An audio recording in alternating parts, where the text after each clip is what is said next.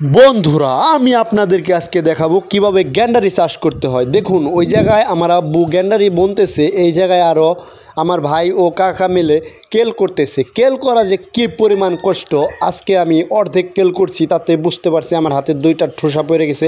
ভোর 3টা বাজে উঠছে, ওঠার পর 1 2 3 4 5টা কেল করা হয়েছে আর 2টা রানিং চলতেছে। তো গ্যান্ডারি খাইতে যতটা মিষ্টি, চাষ করা তার থেকেও বেশি ঝাল।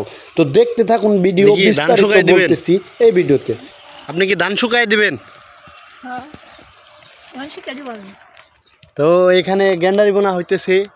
তো গ্যান্ডারি খাইতে যতটা মিষ্টি তার থেকেও গ্যান্ডারি বড় করা কষ্ট। যেমন ধরেন এই যে কেলগুলা, মানে এক একটা কেল করতে কি পরিমাণ যে কষ্ট। তো আমি একটা কেল করে মোটামুটি আমার হাতে 4-5টা ঠুসা পড়ে গেছে। তো সত্যি অনেক কষ্টকর কাজগুলা। 3জন লোক কাজ করতেছে, আমিও সাথে একটু করলাম, তো খুবই কষ্ট।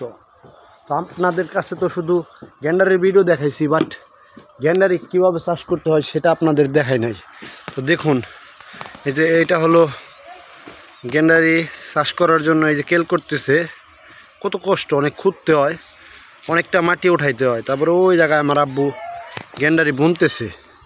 তো কী পরিমাণ যে কষ্ট, মানে যারা কৃষি খামার মানে কৃষি কাজ করে শুধুমাত্র তারাই জানে, সব কাজই অনেক কঠিন।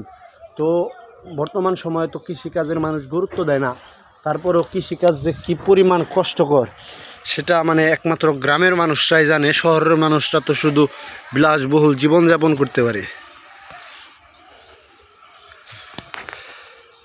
আসলেই দেখুন ভোর 3টা বাজে উঠছে, উঠা এই পর্যন্ত কয়টা কেল করা হয়েছে? 1 2 3 4 5টা কেল করা হয়েছে।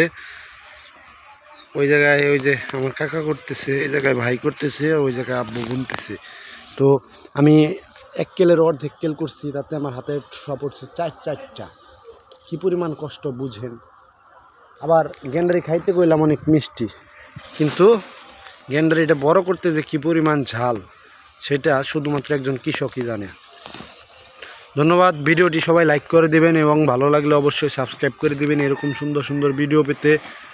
তো এই পর্যন্ত গ্যান্ডারি বোনা হবে, এই সাইড দিয়ে ভুট্টা বুনবে। ভুট্টা বোনা হয়ে গেছে অলরেডি, সেদিন আমি ভুট্টার ভিডিও করছি। তো